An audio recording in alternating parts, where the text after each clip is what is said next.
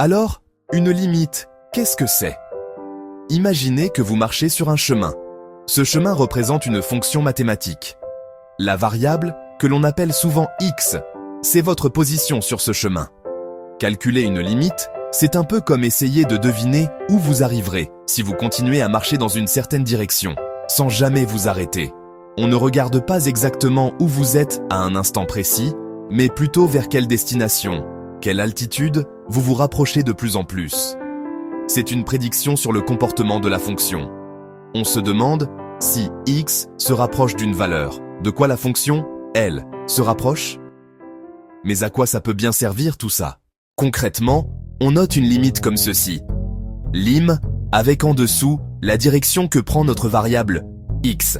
Par exemple, x tend vers 2. Cela signifie qu'on regarde ce qui se passe quand x prend des valeurs de plus en plus proches de 2.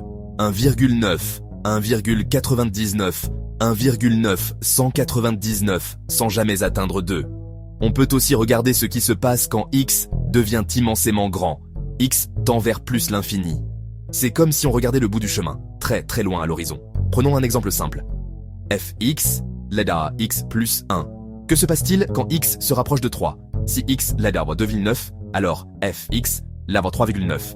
Si x l'arbre de 99, alors fx l'arbre 3,99. Plus x se rapproche de 3, plus fx se rapproche de 4. La limite de fx, quand x tend vers 3, est donc égale à 4. Ici, il suffisait de remplacer x par 3, mais parfois le chemin est escarpé. Il faut sortir la boîte à outils mathématiques pour ne pas tomber. Maintenant, partons en voyage vers l'infini. On va s'intéresser au comportement des fonctions polynômes quand x devient très très grand, positivement, négativement. Un polynôme, c'est une somme de termes avec des puissances de x. F de x égale 3x, au carré, moins 5x plus 2. Pour savoir où va cette fonction à l'infini, il y a une règle d'or. C'est le terme avec la plus grande puissance de x qui commande tout.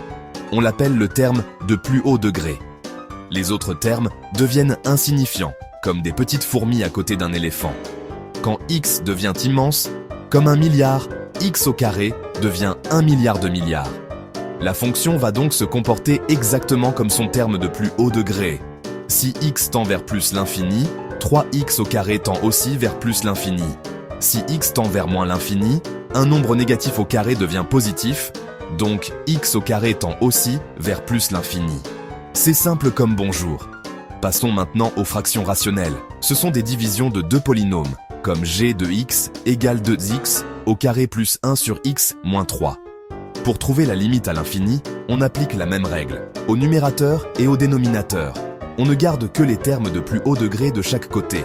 G de x se comporte comme 2x au carré sur x, soit 2x. Donc, si x tend vers plus l'infini, 2x tend aussi vers plus l'infini. Et si x tend vers moins l'infini, 2x tend vers moins l'infini. Parfois, en appliquant nos règles, on tombe sur des situations bizarres. On appelle ça des formes indéterminées. C'est un peu comme si la fonction nous disait « Ah, tu croyais m'avoir, mais je te cache la réponse. » Les deux plus célèbres sont l'infini sur l'infini, 0 sur 0. Attention, ça ne veut pas dire que la limite n'existe pas. Ça veut juste dire que notre première méthode, celle du remplacement direct ou de la simplification rapide, ne suffit pas. Il faut être plus malin et transformer l'expression. C'est typiquement ce qu'on a vu avec les fractions rationnelles à l'infini. C'est comme si on utilisait une loupe pour voir quel infini est le plus fort et l'emporte sur l'autre. Le résultat peut être l'infini, 0 ou un nombre réel. Par exemple, cherchons la limite de f de x égale x au carré moins 4 sur x moins 2 quand x tend vers 2. Si on remplace x par 2, on obtient 0 sur 0. Indéterminé. L'astuce ici est de factoriser. On reconnaît x de 2. 4, xo, xx, 2, x1 plus 2. Comme x tend vers 2 mais n'est jamais égal à 2, on peut simplifier par xx, 2. Il nous reste f de x égale x plus 2. On remplace x par 2 et on trouve 4. La limite est 4. On a réussi à démasquer la fonction et à trouver la vraie réponse qui se cachait derrière le 0 sur 0. Cette technique de factorisation est un de nos meilleurs outils contre les formes indéterminées. Section 4. Technique de Sioux, factorisation et racine carrée.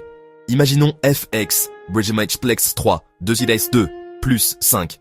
On factorise par x3, fx, x3, 1, 2x plus 5x3, quand x plus 2x0 et 5x est 3, 0. La parenthèse tend vers 1, donc la limite suit x3 qui va vers plus.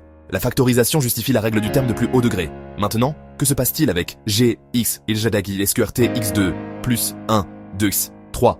On écrit sqrt is2 plus 1, et z sqrt is2, 1 plus 1 z is2. Attention, sqrt is2, is is, pas toujours x. Si x plus is z. Le dénominateur domine par 2x, donc z2x, 1z2. Si x, ijxx, donc x, z, ijgils, 1,2. La racine impose de la prudence, mais la logique de factorisation reste la même. Les limites donnent les asymptotes. Si la limite en plus vaut L, la droite ibla L est une asymptote horizontale. Pour h 5, 4, 2, 5 plus 9 fait 3, on a iblink 2 asymptote horizontale. Si le dénominateur 0 sans annuler le numérateur, la limite est infinie. Pour gx, de 2 plus 1, x3 est une asymptote verticale. Les suites, un n2 plus 1, the n3, n2, donc un diverge vers plus.